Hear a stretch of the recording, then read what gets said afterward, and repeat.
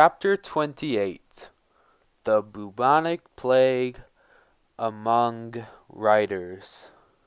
The Wave of the Future. During those hot August days, while German bombs rained down on London, Anne filled her notebooks. It was so spontaneous, she told her mother. The writing just pushed its way out. She ended up with a slender book she called The Wave of the Future, a confession of faith. Explaining the title, Anne admitted her heartfelt faith in the transforming power of Nazism, something not seen but felt, not proved but believed, not a program but a dream.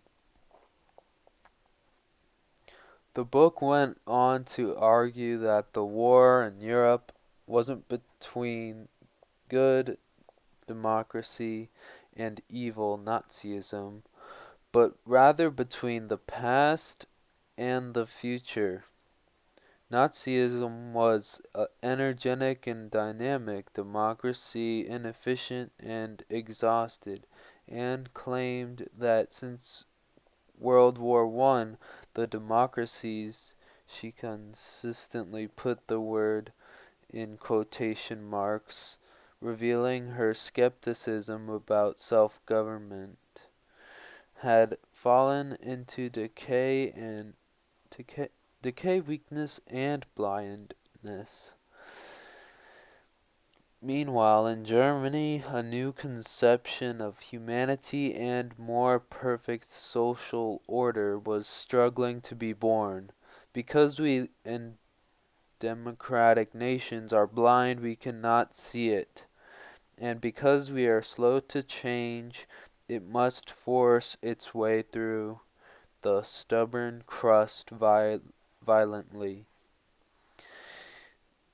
Such a violent birth, she admitted, might result in a few harmful consequences: Jewish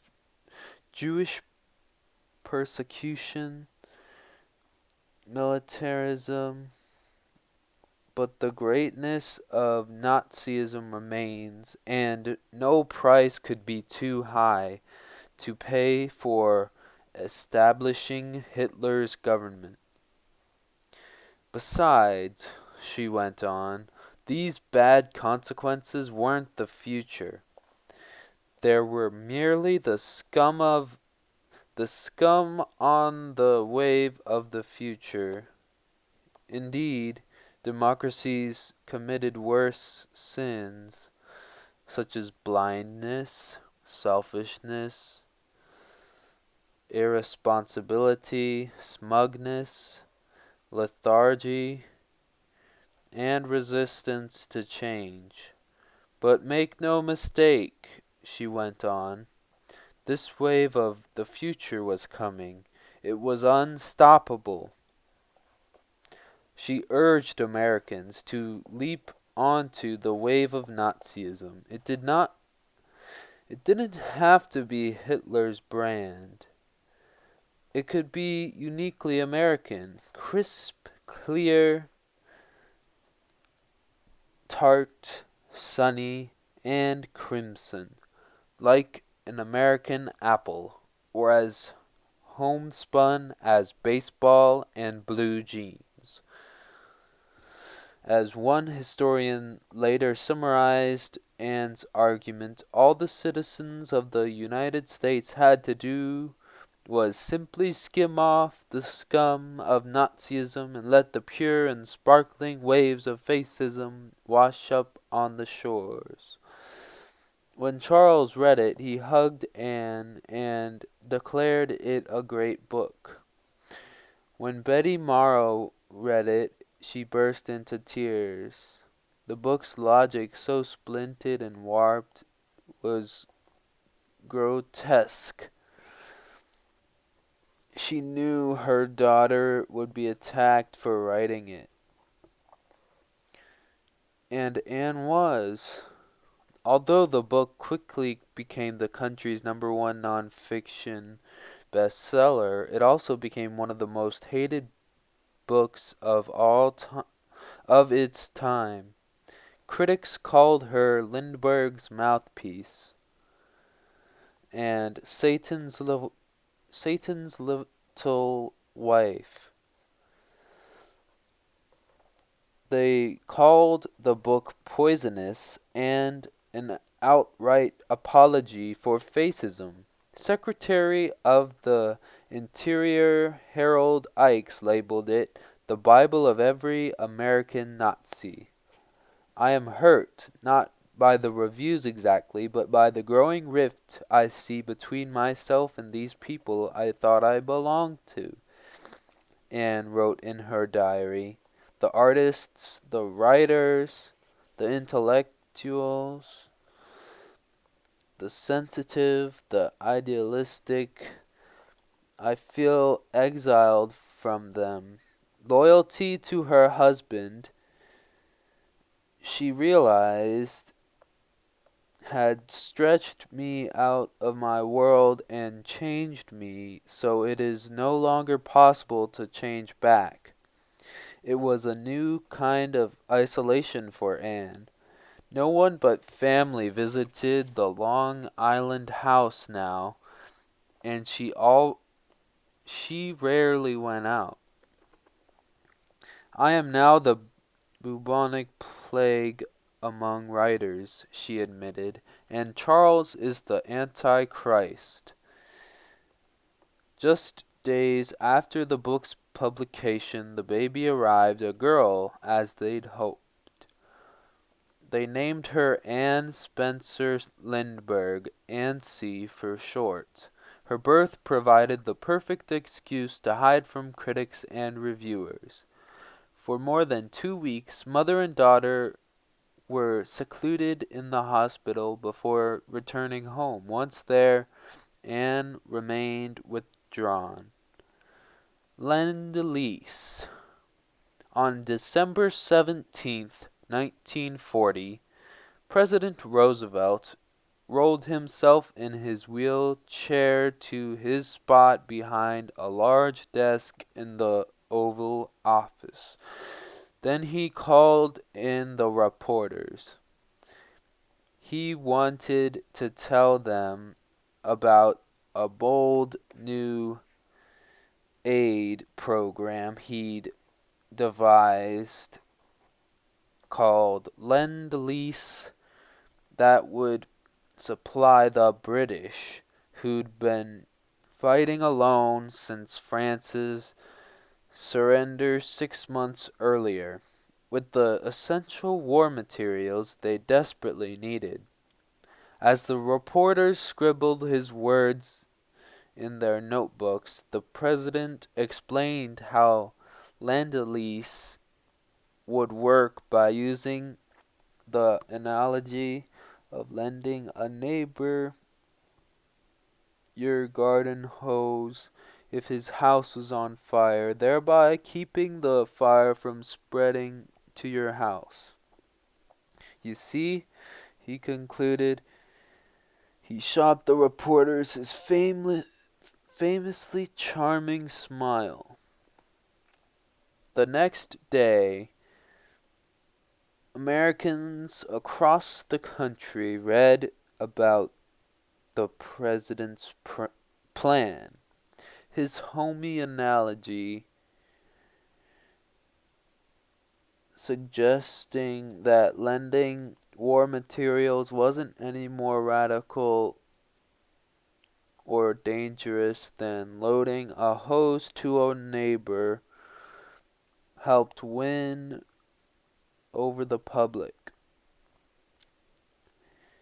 So did his explanation that his plan was vital to American safety.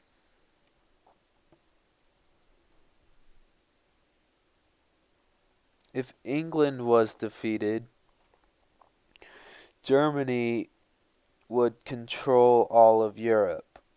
It would, he said dramatically, be in a position to bring in enormous military and naval resources against us.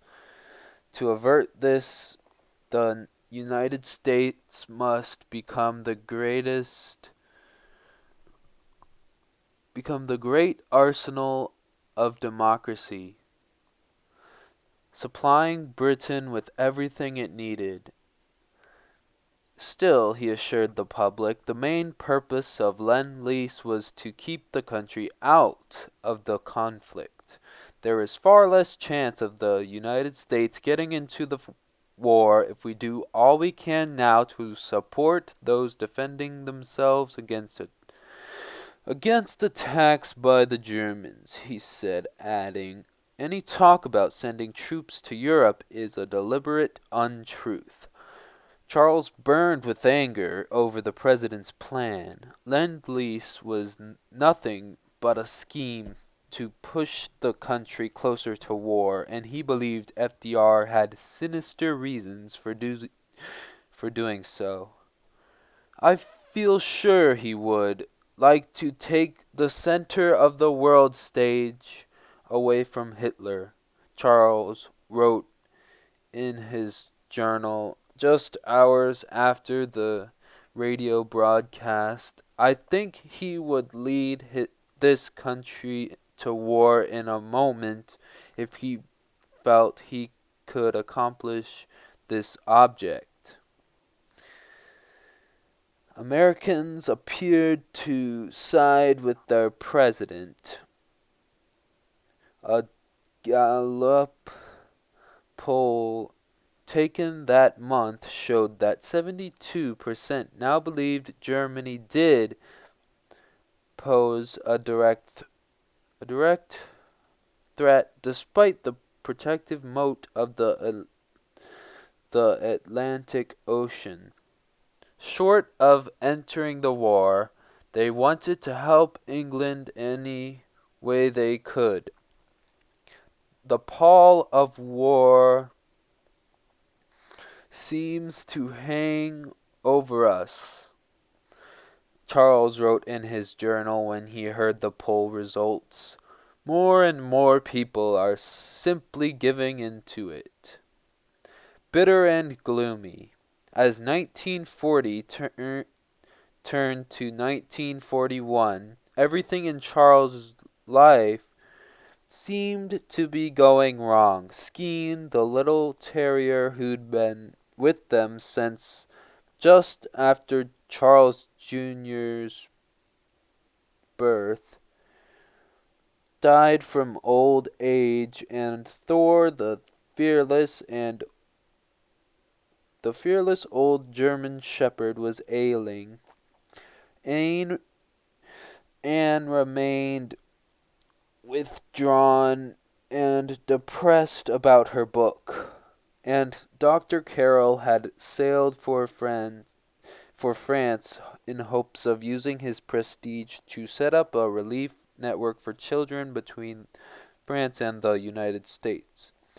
His protege, of course, didn't approve of giving any sort of aid, not even food and medical care, to the war's littlest victims. If all this wasn't bad enough, Charles came down with chicken pox. While he tossed and turned in bed, trying to find a comfortable position in which to read, the editor of the Saturday Evening Post phoned. He couldn't use an article Charles had written opposing Lend-Lease. It was, said the editor, a little too late. But Charles wondered if it wasn't a little too hot. It appeared Congress would approve the act. Days later, Nancy came down with the chicken pox, then John, then Land, oatmeal baths, calamine lotion, and itchy, irritable children made up his days, Charles was trapped in the uninspired drabness of everyday life. He took a month with Anne to recuperate in Florida, swimming, beach camping, lying in the sun. By April, he was refreshed and once again ready to take on any and all warmongers, and that included the President of the United States. But first, the lone eagle would join a flock of like-minded isolationists.